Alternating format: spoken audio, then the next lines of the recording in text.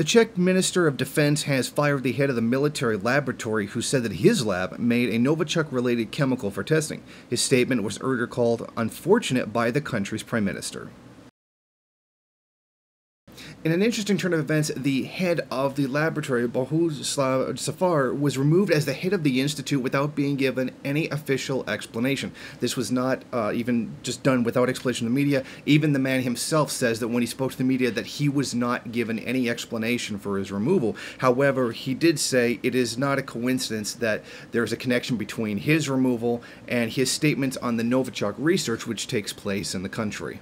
In March, Safar told the Czech Republic broadcaster CTK that his lab produced A230, a type of nerve agent known as Novichok. A similar chemical was allegedly used in the UK to poison former Russian-British double agent Sergei Skripal and his daughter Yulia. Czech officials admitted there had been testing, but that it had been done on microscopic amounts of A230. The security was too tight for any leak, and in any case, the substance was different from the A234, which the UK claims had been used on the Skripals. Now, his firing, of course, is not a coincidence given his recent statement about the admission that his laboratory inside the Czech Republic produces Novichok, or at least a variant of the poison. Now, it has been the official narrative by the UK government that Russia is the only country in the world that produces Novichok, and that nobody else has ever done so. Thus, the poisoning of the Skripals must be related to Russia, and Russia must have had something to do with it. The UK dismisses any idea that they themselves produced it as well at a facility which was only a handful of kilometers away from where the Skripals were poisoned. This admission that some other country, in this case the Czech Republic, also produced the toxin completely goes against the narrative, which is the lie produced by the UK government that only Russia has it.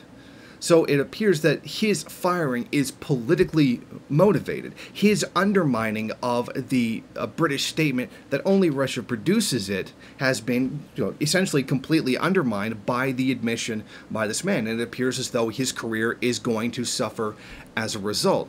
I think that the UK certainly wielded enough influence inside the Czech government to have the man fired. Now, this comes at a time when it appears that a D notice has been placed on the UK with regards to reporting about the Skripal case. Now, a D notice is something that comes from defense that basically states that the media inside the UK is not allowed to report on what has happened on a certain subject for whichever the D notice has been placed.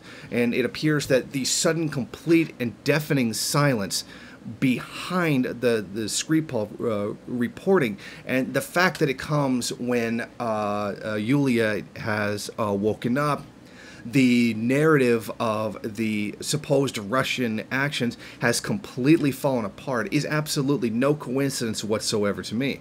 It appears as though the UK is trying to silence the media now that its lie used to perpetuate aggression against Russia has completely fallen apart. And I think that the firing of this man for admitting that there are other countries that produce Novichok is certainly tied to that. Thank you for watching. If you like this program, then please head over to my Patreon page and set up a monthly donation. It's your donations that keep this program running. Also, if you would like, please rate, comment, subscribe, and share in various social media.